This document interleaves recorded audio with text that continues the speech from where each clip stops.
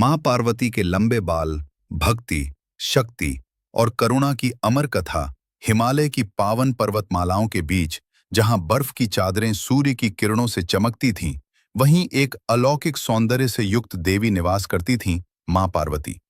उनका रूप सौम्य था, मुख पर करुणा, नेत्रों में स्नेह और उनके लंबे घने काले बाल हिमालय की काली रात जैसे प्रतीत होते थे। ये बाल केवल सौंदर्य नहीं थे, बल्कि उनमें तप, शक्ति और सृष्टि का रहस्य छिपा था। बालों में छिपा तप और त्याग। मां पार्वती ने भगवान शिव को पति रूप में पाने के लिए वर्षों तक कठोर तपस्या की।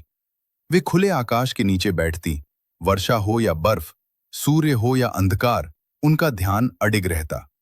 उनके बाल समय के साथ और भी लंबे होते चले गए। उन्होंने कभी उन्हें सजाने की इच्छा नहीं की, क्योंकि उनके लिए तप ही श्रृंगार था। देवर्षि नारद एक दिन बोले, हे देवी, आपके ये लंबे बाल आपके तप का प्रमाण हैं। इनमें साक्षात शक्ति निवास करती है। मां मुस्कुराईं, पर मौन रहीं। जब शिव ने देखा, मां के बाल एक दिन भगवान शिव तपस्या भंग कर मां पार्वती के समक्ष प्रकट हुए। उन्होंने देखा, धूल से भरे, उलझे हुए, फिर भी दिव्य प्रकाश से चमकते बाल। शिव बोले, पार्वती, तुम्हारे ये केश साधारण नहीं, इनमें सृष्टि की ऊर्जा बह रही है। मां पार्वती ने विनम्रता से उत्तर दिया, गंगा अवतरण और मां पार्वती के बाल जब गंगा को पृथ्वी पर लाया जाना था, तब उनका वेग इतना प्रचंड था कि धरती नष्ट हो सकती थी।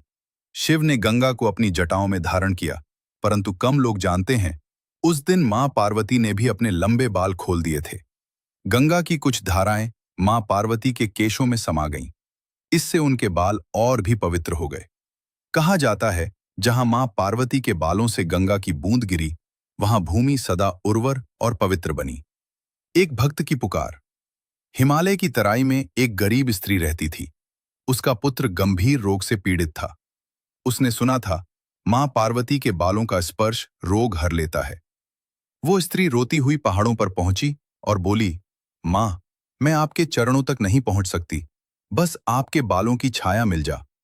मां पार्वती का हृदय करुणा से भर गया। उन्होंने अपने एक लंबे केश को पृथ्वी की ओर झुका दिया। वो केश प्रकाश में बदल गया और उस स्त्री के पुत्र को स्पर्श किया। बालक चंगा हो गया। बालों से बनी रक्षा कवच। एक समय असुरों ने देवताओं पर आक्रमण कर दिया। देवगण मां पार्वती की शरण में आए। मां ने अपने लंबे बालों को आकाश में घुमाया। उन बालों से एक शक्ति कवच बना, जिसने असुरों को रोक दिया। देवताओं ने कहा, मां, आपके बाल स्वयं शस्त्र हैं। मां बोली, शक्ति तब तक ही शस्त्र है जब तक करुणा साथ हो। नारी शक्ति का प्रतीक मां पार्वती के लंबे बाल आज भी नारी शक्ति का प्रतीक माने जाते हैं। त्याग, धैर्य, सहनशीलता और अटूट प्रेम। भारतीय स्त्रियां जब अपने बालों में सिंदूर लगाती हैं, तो वह मां पार्वती की स्मृति होती है। अंतिम संदेश कहते हैं, जो श्रद्धा से मां पार्वती के लंबे बालों का स्मरण करता है, उसके जीवन की उलझनें सुलझने लगती हैं। मां पार्वती आज भी हिमालय में नहीं, हर उस हृदय में निवास करती हैं, जहां भक्ति और प्रेम है। जय मां पार्वती।